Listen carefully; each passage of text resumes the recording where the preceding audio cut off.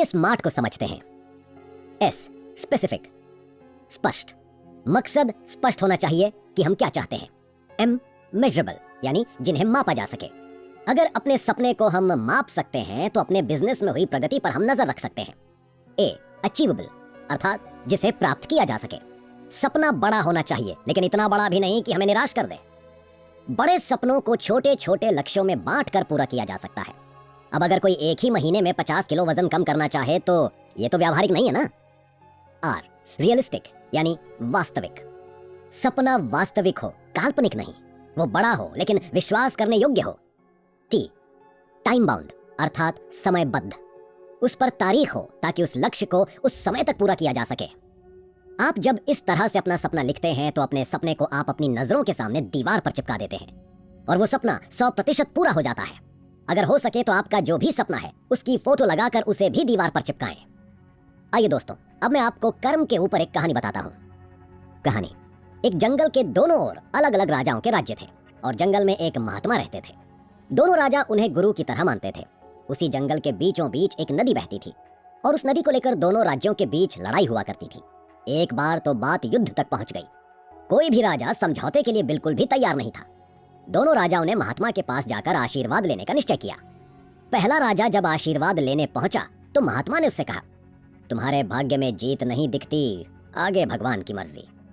ये सुनकर राजा पहले तो थोड़ा सा विचलित हुआ, लेकिन फिर उसने सोचा कि अगर हारना ही है तो पूरी ताकत से लड़ेंगे और हार नहीं मानेंगे, और हार भी गए तो हार को दूसरों के लिए उदाहरण बनाएंगे। दूसरा राजा भी आशीर्वाद लेने महात्मा के पास पहुंचा। महाराजा ने कहा, भाग्य तेरे ही पक्ष में लगता है। राजा ये सुनकर खुशी से भर गया और अपने राज्य लौटा तो इतना निश्चिंत हो गया मानो उसने युद्ध जीत ही लिया हो। युद्ध का दिन आया, दोनों तरफ से बिगुल बजा। एक तरफ की सेना ये सोचकर लड़ रही थी कि चाहे किस्मत में हार लिखी है लेकिन हार मानेंगे नहीं, और दूसरी तरफ की सेना ये सोचकर लड़ रही थी कि जीतना तो हमें ही है तो घबराना कैसा। लड़ते लड़ते राजा का घोड़ा घायल हो गया और घोड़ा लड़खड़ाने लगा। राजा ने ध्यान नहीं दिया और ये सोचा कि जब जीत भाग्य में है तो फिर किस बात की चिंता। पर कुछ ही देर बाद घोड़ा लड़खड़ाकर गिर गया और राजा दुश्मन के हाथ पड़ गया और उसकी हार हो गई। युद्ध के निर्णय के बाद महात्मा भी वहां आ गए। दोनों राजाओं को यह जानने की जिज्ञासा थी कि आखिर भाग्य का लिखा पलट कैसे गया। उन्होंने पूछा। महात्मा ने मुस्कुराकर उत्तर दिया, राजन, भाग्य नहीं बदला, वो अपनी जगह बिल्कुल सही है, लेकिन तुम लोग बदल गए। उसने जीतने वाले राजा की तरफ इशारा करते हुए कहा, अब आपको ही देखो राजन, अपनी हार के बारे में सुनकर आपने दिन रात एक कर दिया। सब कुछ भूलकर बहुत जबरदस्त तैयारी की, खुद हर बात का ख्याल रखा, जबकि पहले आपकी योजना सेनापति के बल पर युद्ध लड़ने की थी।